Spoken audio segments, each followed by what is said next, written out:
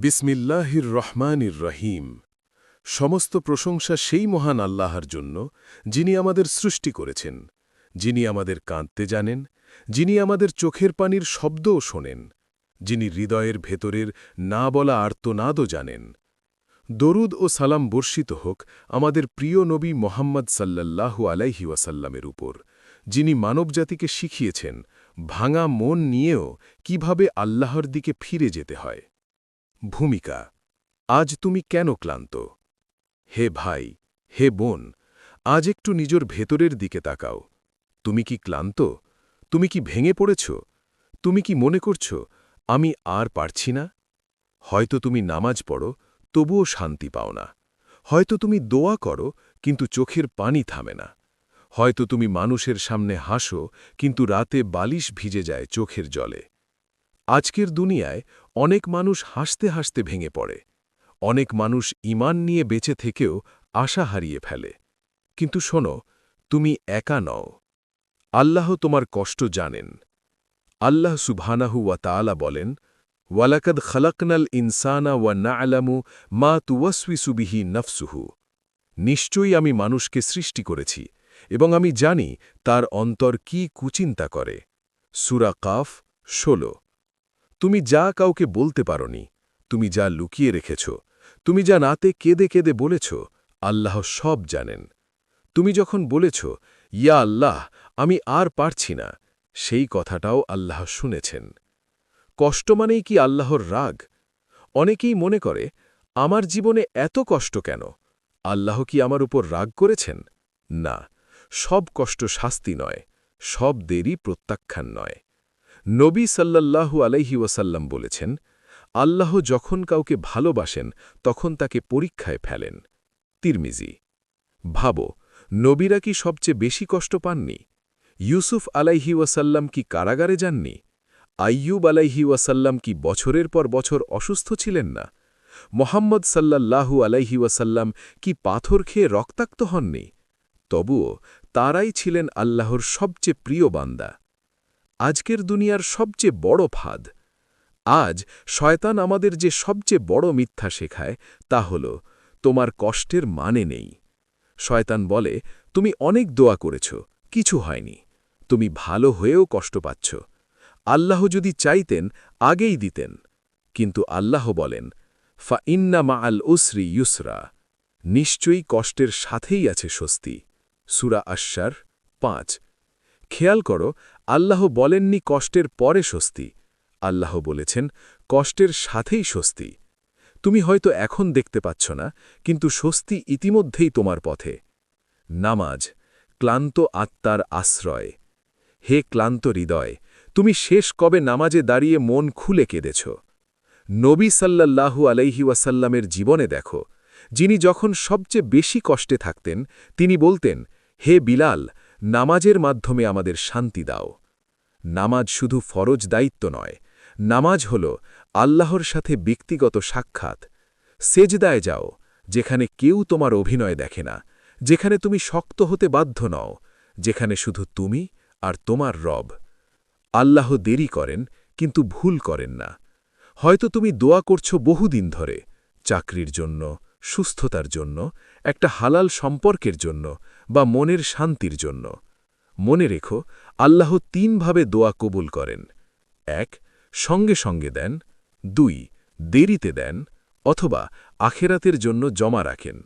কিন্তু একটাও দোয়া নষ্ট হয় না। ভাঙা মনই আল্লাহর কাছে সবচেয়ে প্রিয়। নবী সাল্লাল্লাহু আলাইহি ওয়াসাল্লাম বলেছেন, আল্লাহ ভাঙা হৃদয়ের কাছে থাকেন। যখন তুমি ভেঙে পড়ো, যখন তোমার অহংকার চূর্ণ হয়, তখনই তুমি আল্লাহর সবচেয়ে কাছে থাকো। হয়তো এই ভাঙনটাই তোমাকে এমন এক বান্দা বানাচ্ছে যাকে জান্নাতে উচ্চ মর্যাদা দেওয়া হবে। হে প্রিয় আত্মা, কখনো কি তোমার এমন মনে হয়েছে, আমি এত দোয়া করলাম, এত নামাজ পড়লাম, তবুও কেন কিছু বদলাচ্ছে না? এই প্রশ্নটা নতুন না। এই প্রশ্ন নবীদের উম্মতরাও করেছে। কিন্তু মনে রেখো, আল্লাহ নীরব থাকলেও অনুপস্থিত নন। সূরা আদ-দুহায় আল্লাহ বলেন, তোমার রব তোমাকে ছেড়ে দেননি, তিনি অসন্তুষ্টও হননি। সূরা আদ-দুহা 12:3। এই আয়াত নাজিল হয়েছিল যখন নবী সাল্লাল্লাহু আলাইহি ওয়াসাল্লামের উপর ওহী আসা কিছুদিন বন্ধ ছিল। মানুষ বলেছিল, মুহাম্মদকে তার রব ছেড়ে দিয়েছেন। কিন্তু আল্লাহ নিজে বললেন, না, আমি ছেড়ে দেইনি। আজ এই আয়াত তোমার জন্য। অন্ধকার রাত মানেই সূর্য উঠবে না এমন নয়। রাত যত দীর্ঘ হয়, ভোর তত কাছে আসে। তুমি যে অন্ধকারে আছো, এটা প্রমাণ করে তোমার জীবনে আলো আসবেই। আল্লাহ বলেন, নিশ্চয়ই আল্লাহ তার প্রতিশ্রুতি ভঙ্গ করেন না। সূরা আলে ইমরানের 9। তুমি হয়তো সময় জানো না, কিন্তু আল্লাহ জানেন কখন দিলে তোমার জন্য সবচেয়ে ভালো হবে। তাওবা, নতুন শুরুর দরজা। হে ভাঙা মানুষ, শোনো। যত বড় গুনাহী হোক, তাওবার দরজা এখনও খোলা। আল্লাহ বলেন, হে আমার বান্দারা, যারা নিজেদের উপর জুলুম করেছ, আল্লাহর রহমত থেকে নিরাশ হও না। সূরা জুমারের 53। এই আয়াত কার জন্য? তোমার জন্য। যে বারবার পড়ে গেছে, যে বারবার ভেঙেছে, যে বারবার ফিরে এসেছে, আল্লাহ তাকেই ভালোবাসেন। আল্লাহ পরিবর্তন চান, নিখুঁত মানুষ নয়। তুমি বলো, আমি তো বারবার একই গুনাহ করি। আল্লাহ বলেন না, নিখুঁত হয়ে এসো। আল্লাহ বলেন, ফিরে এসো। নবী সাল্লাল্লাহু আলাইহি ওয়াসাল্লাম বলেছেন, আদম সন্তানের সবাই ভুল করে, আর উত্তম হল যারা তাওবা করে। তিরমিজি। তুমি যদি আজও লজ্জা নিয়ে আল্লাহর দিকে ফিরে আসো, এটাই তোমার বিজয়। ধৈর্য দুর্বলদের অস্ত্র নয়, মুমিনের শক্তি। ধৈর্য মানে চুপ থাকা নয়, ধৈর্য মানে ভেতরে ভেতরে আল্লাহর উপর ভরসা রাখা। আল্লাহ বলেন, নিশ্চয়ই আল্লাহ ধৈর্যশীলদের সাথে আছেন। সূরা বাকারার 153। ভাবো, যদি আল্লাহ তোমার সাথে থাকেন, তাহলে কে তোমার বিরুদ্ধে দাঁড়াবে? কষ্ট তোমাকে ভাঙছে না, গড়ে তুলছে। আজ তুমি যে কষ্টে আছো, এটা তোমাকে দুর্বল করছে না, এটা তোমাকে গভীর বানাচ্ছে। যারা কাঁদে, তারাই আল্লাহকে সবচেয়ে ভালো চেনে। হয়তো একদিন তুমি বলবে, ইয়া আল্লাহ, ধন্যবাদ, এই কষ্টের জন্যই আমি আজ তোমাকে চিনেছি। হে ভাই, হে বোন, সৎভাবে বলো তো, তুমি সবচেয়ে বেশি কি নিয়ে চিন্তিত? চাকরি হবে তো? রিজিক আসবে তো? এই সম্পর্কটা টিকবে তো? আমি শেষ পর্যন্ত ঠিক থাকতে পারব তো? মৃত্যুর পর কি হবে?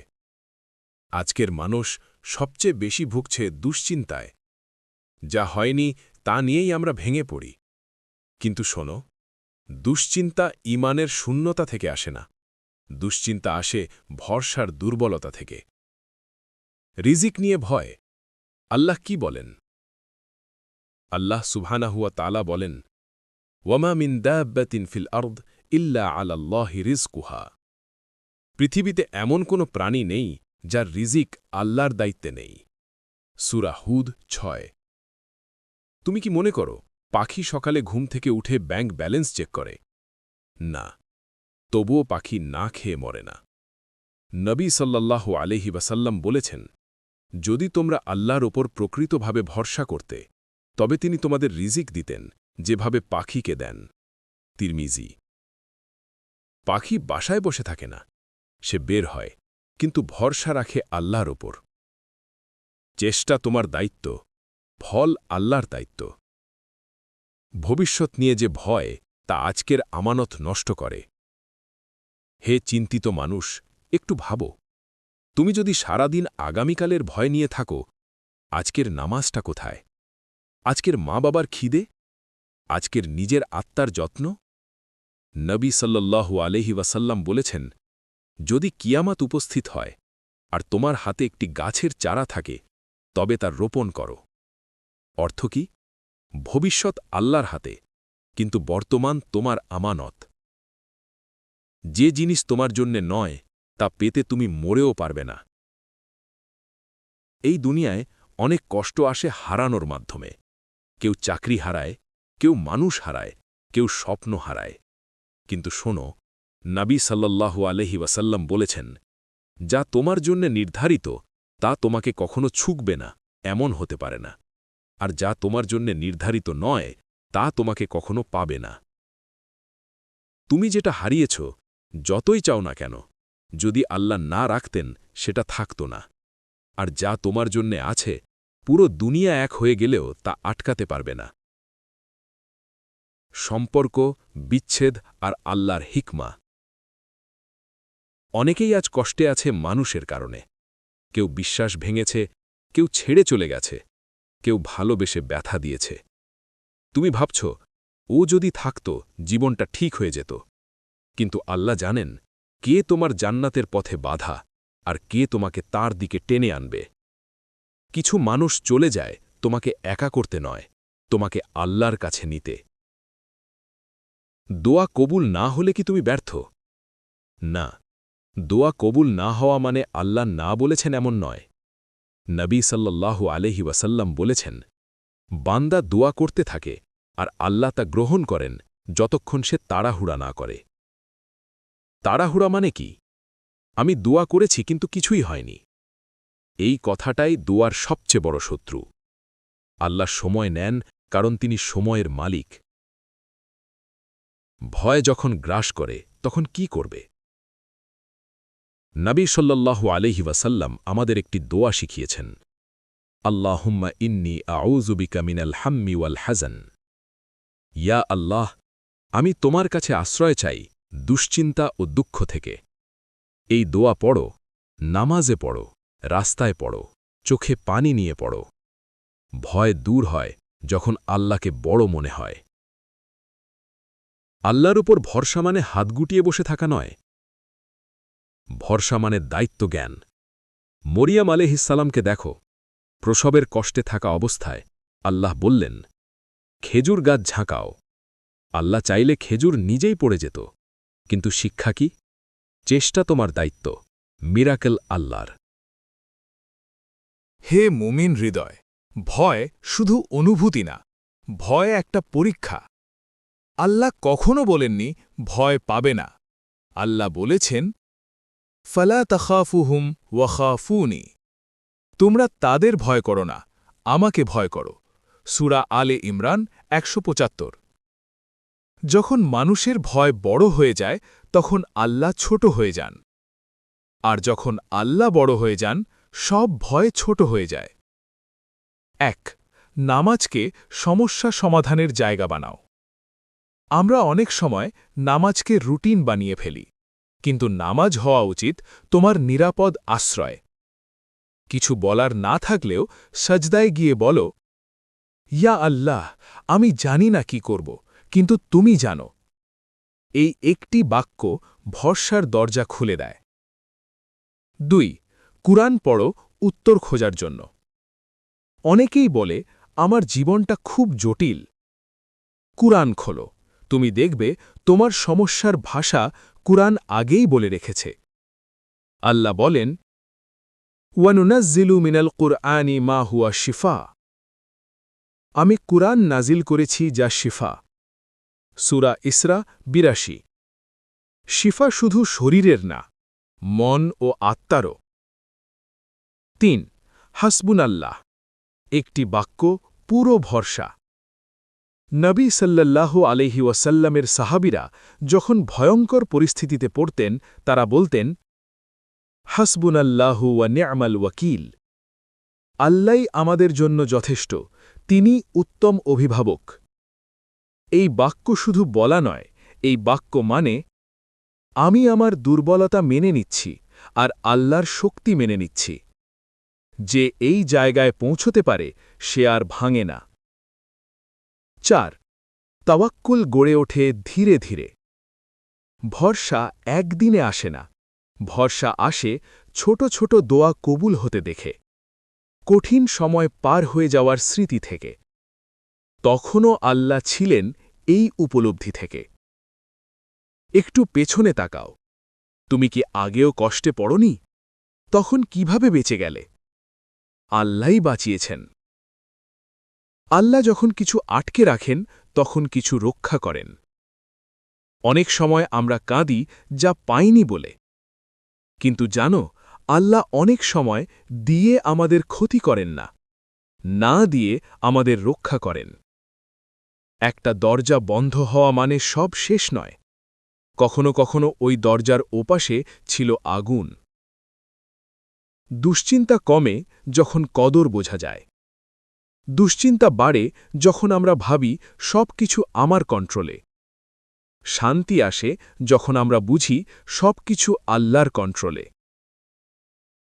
নবী সাল্লাল্লাহু আলাইহি ওয়াসাল্লাম বলেছেন, যদি তুমি আল্লাহকে চিনতে তাহলে তুমি চিন্তা কম করতে।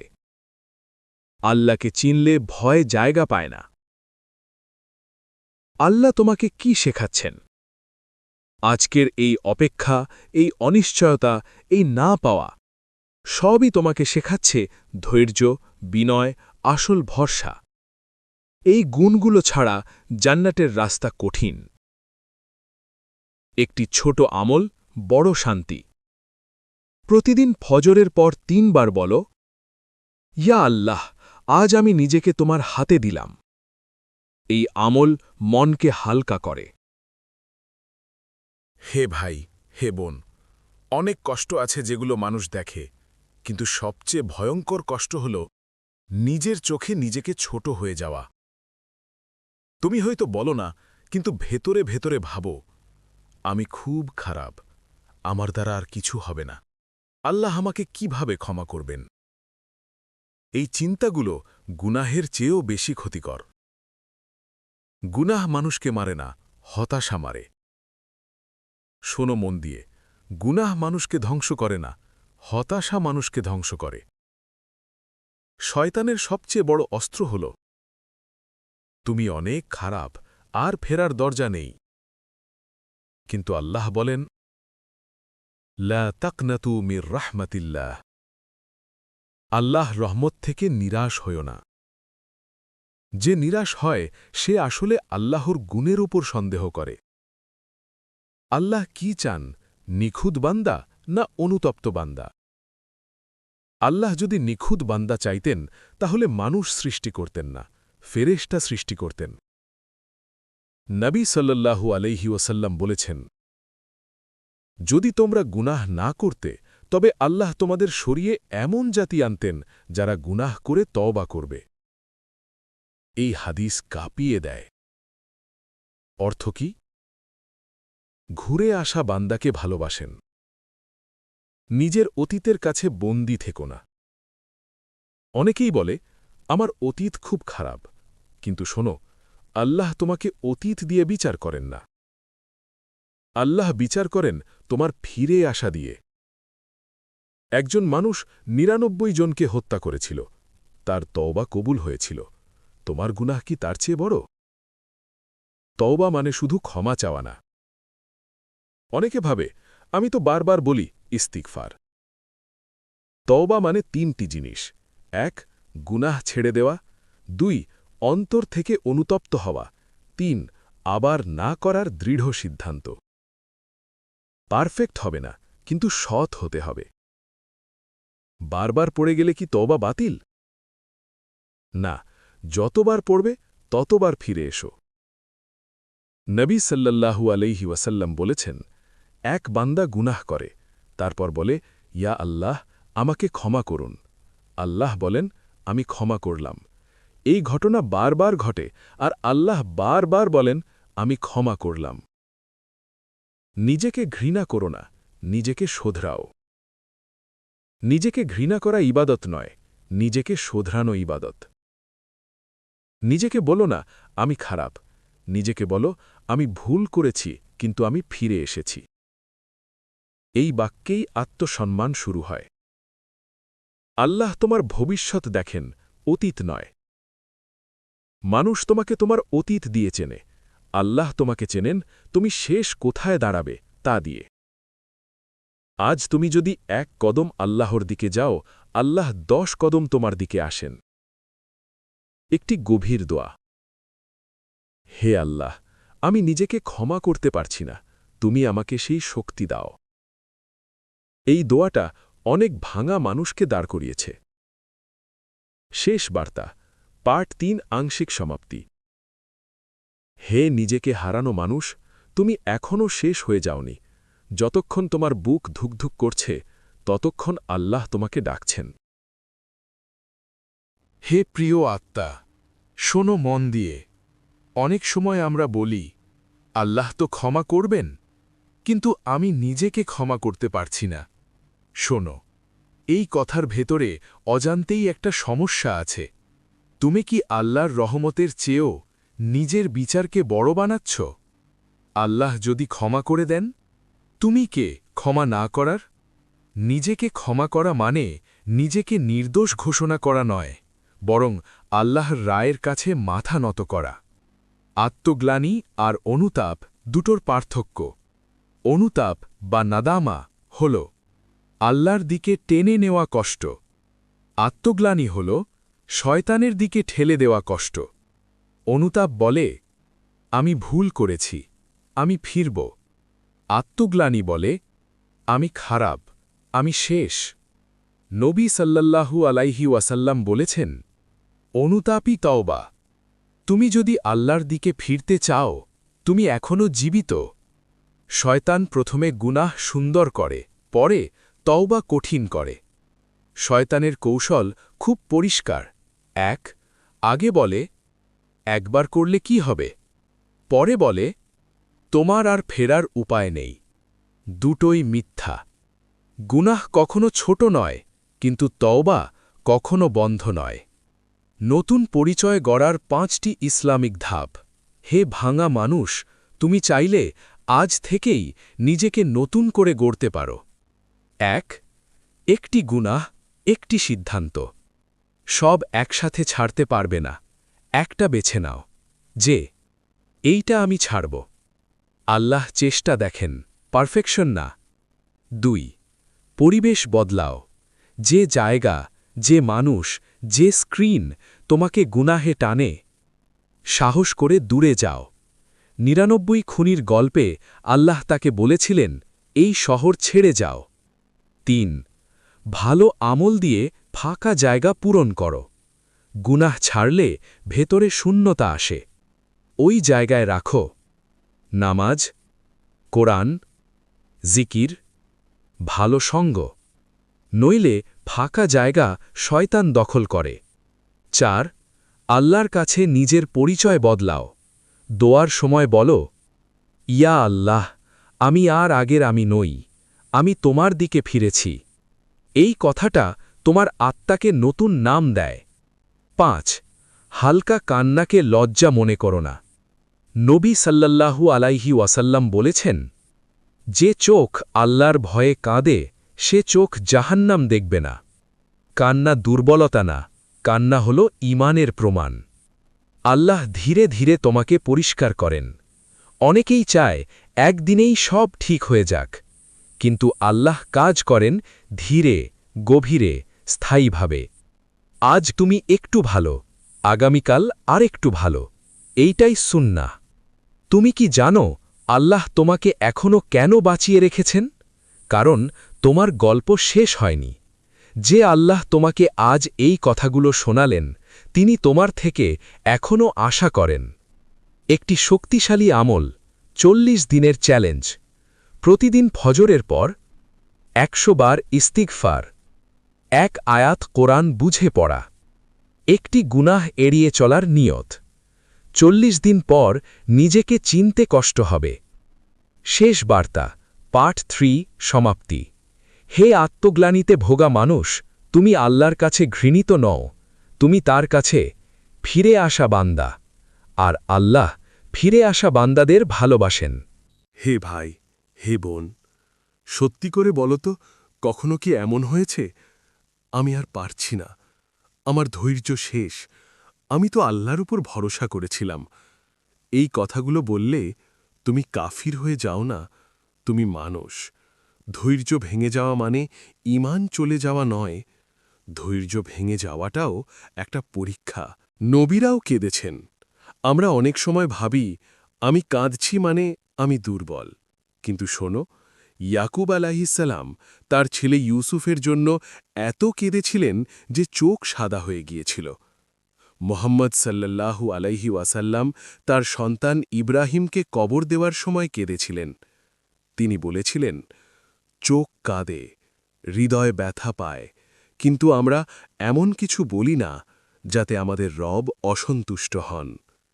কাঁদা নিষেধ না, অভিযোগ করা নিষেধ।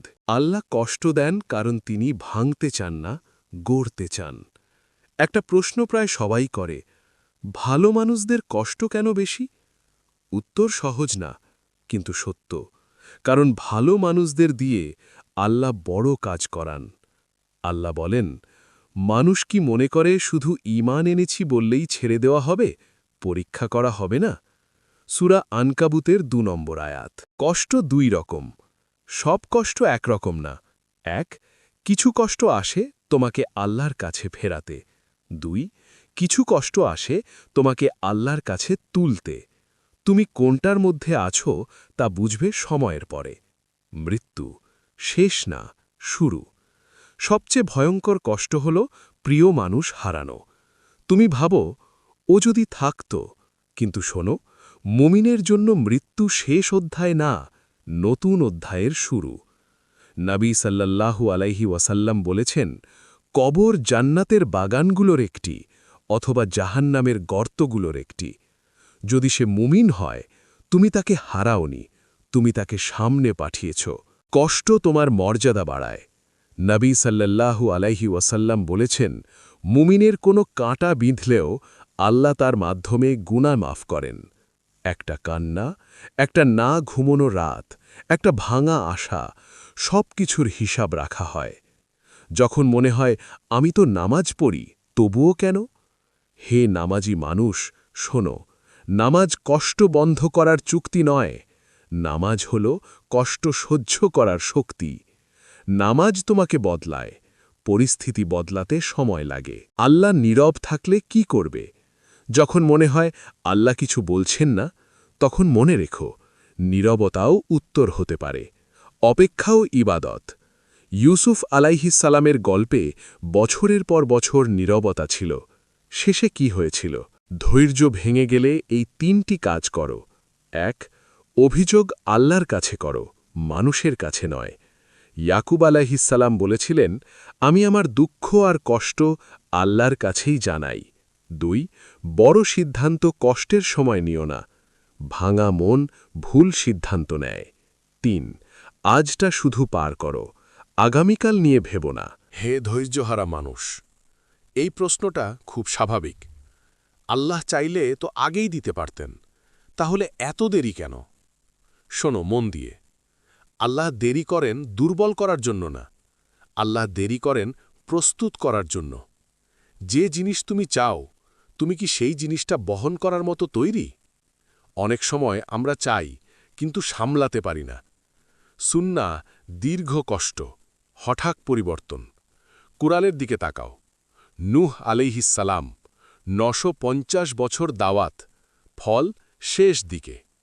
ইউসুফ আলাইহিসসালাম কুয়া, দাসত্ব, কারাগার থেকে হঠাৎ রাজত্ব, মুসা আলাইহিসসালাম বছরের পর বছর জুলুম থেকে এক রাতে মুক্তি।